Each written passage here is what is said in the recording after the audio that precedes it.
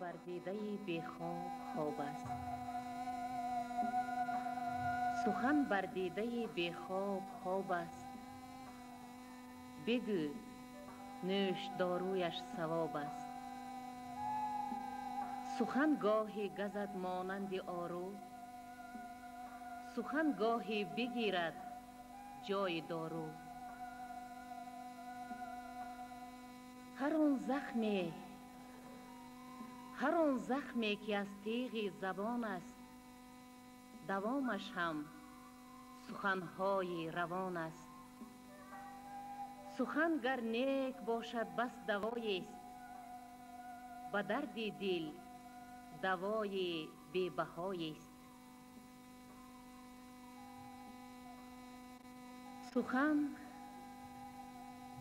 سخن در جهد او درمان جان است. تن بی درد ما را پاسبان است. غم بی دردی مردم بخوانی از نگاهش، غم بی دردی مردم بخوانی از نگاهش. زبانی مردمی باشد سلاحش. نه داروی و نه تیغ تیز دارد، نه داروی و نه تیغ تیز دارد. دلی از مهر او لبریز دارد. غمش بی دردی روی زمین است، غمش بی دردی روی زمین است. برغم مرگ دایم در کمین است. این شعر را یکی از شاعران شناخته تاجیک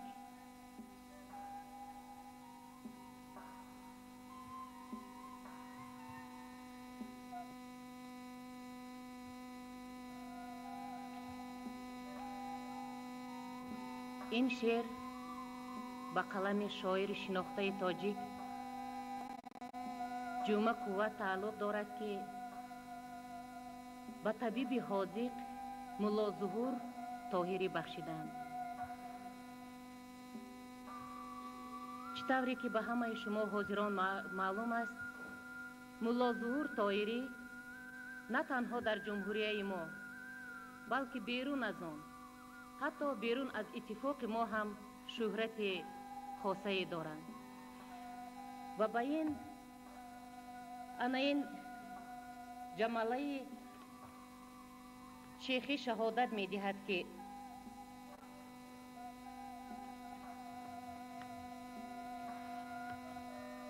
ملا ظهور هنگام طبابت به نوار گرفته شدند و در اینجا البته من هیچ چیزی خوانده نمیتوانم برای آنکه با زبان چیخی به نشر رسیده است. و باز درباره ملا ظهور خیلی زیاد سخنها گفتن ممکن است. درباره کتاب‌های آن کس، درباره آن که شاعران، نویسندگان با آن کس شعرهای زیادی بخشیدند، سخنهای خیلی خوبی گفتند. و یکی از دراماتورگ‌های بسیار مشهور تاجیک عطابایف که حالا در قید حیات نیستند و طبع خیلی خوبی شاعری هم داشتند، به ملا ظهور شعر خوبی بخشیدند. من حاضر آن را برایتان قرائت میکنم و چطوری که میگویند سخن از زبان لقمان شنیدن خوش است. ملا ظهور را به صحنه دعوت میکنیم و سیانس امروزمان را البته سر میکنیم. مضمون شعر البته نهایت به آدمگری و به نیکدلی ملا ظهور بخشیده شده است که خصلت خاصی آن کس، آدمگری آن کس به همه ما و شما معلوم و انیق است.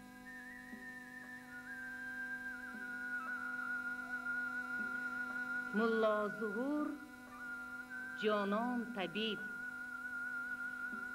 ملا ظهور جانان طبیب، هم یاور و بر ما حبیب. با صنعت افسونگری، با صنعت افسونگری، با لفظ شیرین دری، با خصلت نیکوی خود، با صحبت دلجوی خود، با شعر و هم بیت و غزل، با حکمت و پند و مثل، درد از تن بیمار برد، درد از تن بیمار برد، هم علت و آزار برد. زین روی شما بر ما ضرور، زین روی شما بر ما ضرور، ملا ظهور، ملا ظهور. ملا ظهور مرحمت، مردم انتظار شمایند، شما را به صحنه میخوانیم.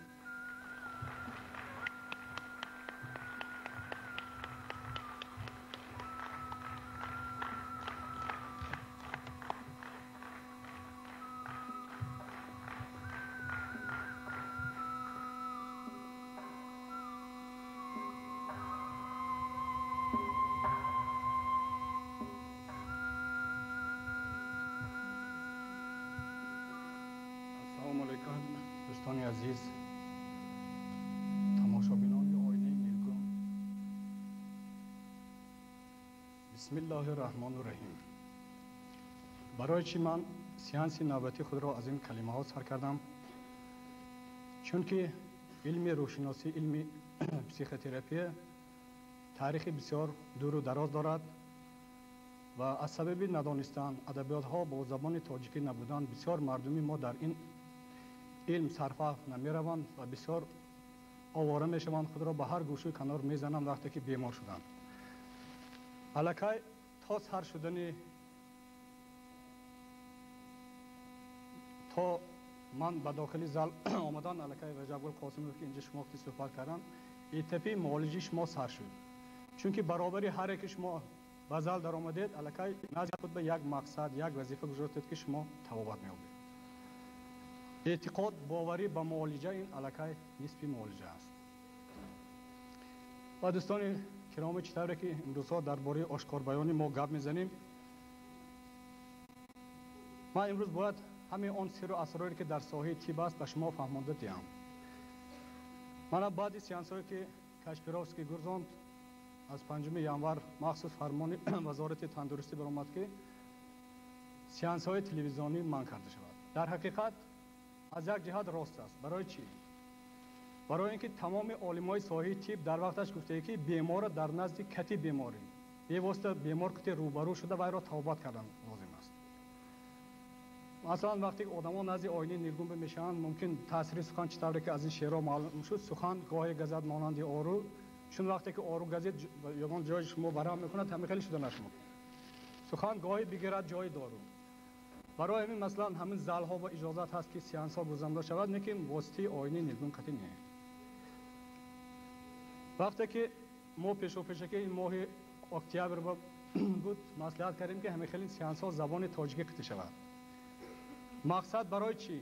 چون که بعضی آدما فکر میکنند که کدام زبان که آدم سیانس نگذارد تاثیر میرسند. البته وقتی که شما باوری اخلاص کرده رفتید و فرقش نیست کدام زبان که چطوره که در سیانس های کاشپیروفسکی شما دیدید که از مملکت های خارجی آدمایی که سرش با مو نبود مو برآورد و یا اخلاص کردن.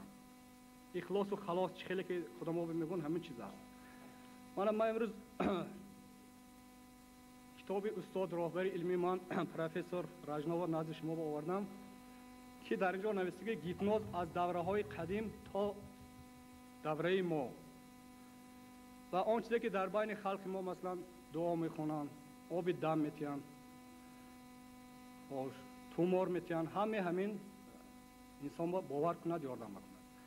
من برای آدمایی که در زال شدگینه، برای شخصانی که در نزد آینه های نیلگون هستند، همین را حاضر هدایت میکنم که مثلا شما هر کدام میتوانید که نزد آینه های نیلگون با یک نیت خیرخواهی، نیت شفاگی یک چایnik با آب گیرید، چنانه که چمک گرزاندگی بود.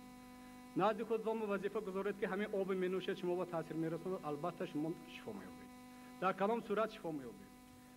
این یک مصلحتی من در آینده بعد فکر و اندیشه های شما می‌بینیم. مثلا آب گرفته هر پگاه شکمی گوشنبا چکلی که دلی نهار میگن بعض ترمینای حال ما از جهت طبی زبان تاجیکی ناس استفاده برده نمیتونیم. بعضی چیزاش ما معذرت میخواهم. مثلا دلی نهار کتی شکمی گرسنه کتی نیم استکان آب نوشیدن پیش از خواب. مخصوص اگر در آینده امکانات شده ما صحبت کنیم حتی ما طرز عادی ترین خوراکخوری نمیدونیم. همون شب بکش ما خواب کردید لوحاپای چیزی که نالازمی دهم جمع شد همینا آب شسته میبرد آدم ملکه خودش نفتر تاکسی میکنه. برای همین کسی که نزد آینه نیلگون بشتن شما میتوانید الکه همین چیز استفاده برید. بعد از روی مکتوب های شما در آینده ما میبینیم چقدر یاردم رسانده است چقدر تاثیرش است. من در اینجا درباره بخشی های خودم حالا اکثر جواب بخشی ها هستن که بی‌واسطه دایره قطعه میزنن دیگه چه قطعه اما آدم تلقین میکنن که جن و عجین از بدنی تو دور شد. من در این کتاب هم خیلی همون دایره زده همون جن و عجین از بدنی بیمار دور کردم. من در صورت دیگر درباره عیسی خریستوس خیلی جن و عجین از بدنی بیمار دور کرده است. من اینجا بیمار آینه نیلون قطعه نستر نشان داده می شود. چطور بیمار خواب کرده از گیر دیواری ایستاده دستش مثلا همین یک مسافه معین داشته جن ها نشدن گفته تلقین میکنه. کچھ چطوره که از این کتاب من به دست گرفتم شما فهموندم دوستان من بسیار دامنه های مشهور ریسپوبلیک از آن جمله پیش از آغاز سال نو با شیخ قاضی شیخ مصلح الدین شهر لیناباد نام وی هم مصلح الدین هم صحبت شدم. من گفتم دامنه من همه خیلی طبیب هستم و میخواهم بعضی چیزا که شما خاطر صحبت کنم که چون که وقتی که من سیانس های تلویزیونی گذارم بدین اسناد نبیارم. مثلا شما دعا میکنید هر یک دعایی که شما خوندید هم بیماری که نزد شما میبینن شفا مییابند یا نه؟ گفتن نه همه. سوال دیگر من دادم که مثلا مسئله گرم خنک است. شما همه آدمای گرم خنک کردن میتونید یا نه؟ یا گفتن که ما گرم میکنیم نه که خنک کنی وای نیست. این از جهت شهر ممکن نیست نه که کردن ممکن همه نمیشه. از کدام جهت؟ اکنون من این از جهت علم شما با حاضر شرح میکنم. در حقیقت فکر و اندیشه های ویام از جهتی چون که ویام مدرسه ها میخونن از جهت علم شرح میتین. اون شخص هایی که سیستم عصبش چطوره که پاولوف اکادمی در وقتش گفته بود که آدمو تیپی سیستم عصبش خود رسمی مثلا باغ بود نظری وای در باغ پیدا میشد همونو گیپنوز و نقد داده میشه. من این فکر من باز شما با همین از دوامی سیانس ها نشون میتیم میفهمیم میبینیم. از سیانس های کاشپیروفسکی مثلا تمام آدم تماشا کرد از هر 100 آدم یک تا دو تاش مثلا موی سرش سیاه شد یک تا دو تاش نقش شد. برای چی همون نمیشه؟ این از خصوصیات های معنی سری انسان وابستگی داره. کلام شخص ها گیپنوز رو نمیفهمن موافق تئوری پاولوف. شخص هایی که مثلا علم های دقیق میآموزن متماتیکا فیزیکا همین چیزا. بعد سومش گروه آمیخته یک قسم از تیپ رسمی یک قسم از تیپ علم های دقیق. نه که در پروسس 10 ساله که من بیواسطه ساحه روشناسی کار میکنم آدم وقتی کار کردم حتی نامزدی فن های متماتیکا هم تو من دستم رسانم و گیپنوز میشه. و در وقتش خودی پاولوف گفته که معنی سری انسان یک یاشوکی تاریک مانند است. کدام نرو سر به میدارد کدامش میبرد ما اینو درک کردیم فهمیدیم نه که در اونجا چقدر ریاکسیون شیمیایی میرد حالا برای ما نامعین است. برای همین دوستان مقصدی اساسی وقتی که انسان یک چیز فهمید هر جا با خودش سرش زد آوارش دویده نمیگرده. مثلا آدمی حاضر فکر من که همه این زال جمع شده تو شما هم آدمای دردمند. آدم اگه سالم باشد نمیدوند که در کجا بیمارخانه است در کجا دکتر هست در هیچ فکرش نیست. وقتی که درمان شد اصلا میگه گفت که در امریکا در انگلیس همین آدم توبت کردن ممکن است. و چطوره که در اینجا از ژورنال چکسلواکی که یک مقاله چقدر آدما ما با مکتوب نوشتن که ما از همون چکسلواکی خسته تاجیکستان بریم توبت میکنی یا نه چون که همون بیمارو الکای دیگه امکاناتی توبت کردن نیست. مثلا علم طب وقتی که جاش با آمد نه دکتر شما به یاردم کردن میتود نه طبیب گویم دیگه چیزاش کنید. هر یک ارگانیسم یک مهلتی معین با چخیلی که میگم خدا آفرید دیگه همون چیزا. برای همین مقصد اساسی ما از همون عبارت است که ما یکدیگر را حرمت کنیم احترام کنیم قاعده های زندگی رعایت کنیم همین سبب دراز عمری میشه. خواهشاً درباره این مختصر درباره کمک تاریخ گیپناز بود. از دوری پیدا شدن انسان در روی زمین، پیدا شدن طرز گفتگو، طرز توابط پیدا شده بود. نه که همه این تا همین غلبه کبیر 130 اکتبر خاراکتر دینی داشت. برای چی خاراکتر دینی داشت؟ من خواجه بگرم 3 سال کار کردم. در همونجا بعضی آدم از راههای دور میبینن، برای همون از راه دور آمدن بعضی پر میدارن، نه که همینا یک مقصد میبینن که خواجه ما با مدد کن، یک دعا فاتحه گرفته میرن الکی نقض میشن. همون بیمارای نقض میشن که فکران تصور میکنن که ویا بیمار هستن. مثلا ماه مارس سال گذشته در گزیت پراودا یک مقاله برآمد که نامش پسیخولوگ. در اتفاق سوویتی مقدار پسیخولوگ‌ها تماما کم هستند. قریب 70% اهالی اتفاق سوویتی و یا فکران تصور میکنن که وایها بیمار هستند، نه که یگان عضو داخلی و یا تبدلات تغییرات ندارند. وقتی که آدم فکران خودش تلقین کرد که وای بیمار است، در عین حال وای بیمار شدنش ممکن. مثلا من در پروسس کاری خودم همین خیلی دیدم که آدم‌ها دیدم که وای یک مراتب نزد طبیب برفتگی، دکتر برفتگی، فشار خون چین کردگی و گفته است فشار شما بلند. تو همه روز وای حس کردگیش نیست، نه که از همه روز وای خودش کسل حس کردگی. مثلا آدم به سبب مردنش ممکن نیست. حاضر در نزد انستیتوت مرکزی کاردیولوژی اتفاق انستیتوت پیشگیری کننده هست و یا به واسطه زواد و فابریک من همجا کار میکنن، به خصوص که آدم بیمار است بیمار نیست از تجهیزات میگذارن، آنالیز میکنن، در نتیجه معاین شده است که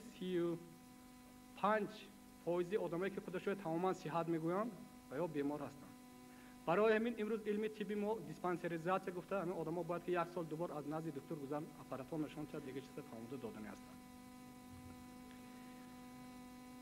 تاریخ دومی پیدا شدن علم روحشناسی پسیخوتراپی نام عالم میسمر قطعی وابستگی دارد. این عالم یک بشکه آهنی نگرفته گفت که این آهنی آهنربا دارد، چون که ترکیب خونی ما با آهن هست. از درس‌های فیزیک شما میدونید که تاثیر آهنربا آهن به تاثیر میرساند، گردش خون تیز شدنش ممکن، دیگه خیلی حالات‌ها. حاضر ما بسیار متدهای توابطی مگنیت قطعی داریم، آهنربا قطعی داریم و تلقین کرد که آدم‌ها آمده همین دستان و همین بشکه به داره دیگه شما شفا می‌یابید. مادامی که 10 گاه جمع شد، یک تاش دستش داشته گفت که درد سری من گذشت، دومش گفت درد پاچکم گذشت و این پروسس آهنربای زنده نام کرد که آدم‌ها تاثیر سخن قطعی یکدیگرش توابط می‌کنند. برای فکرش سنجیدن رساله دکتری حمایت کردگی و عیناً همین خیلی بشکه از چوب ساخت، فقط رنگ کرده گفت که این بشکه آهنین است، آهنربا دار. عیناً همه آدمایی که همین تاب شفا یافتن همین خیلی تاثیر است. در همین جا این چیزا گفت که به واسطه این تاثیر سخن است، تلقین کردن که همین چیز پیدا میشه. مثلا یک مثال عادی میبریم، نزد اونورمک مرکزی دوشنبه بود. بعضا همون چیز شما با لازم نیست، میبینید که آدما نوبتی بسیار ایستادن، شما هم رفته میستید. اون چیز نه که شما با لازم نیست، برایش که همیشه آدم بسیار ایستاده است، همینجا من با اون چیزی لازمه. مثلا موافق نشون داد انستیتوت فکر و اندیشه های خلق امریکا 80% که آدم‌ها بعضی چیزهای زندگی بخریدن نالازم استفاده نمیبرن، چی مجبور کرده است که وای همون چیزهای خرن.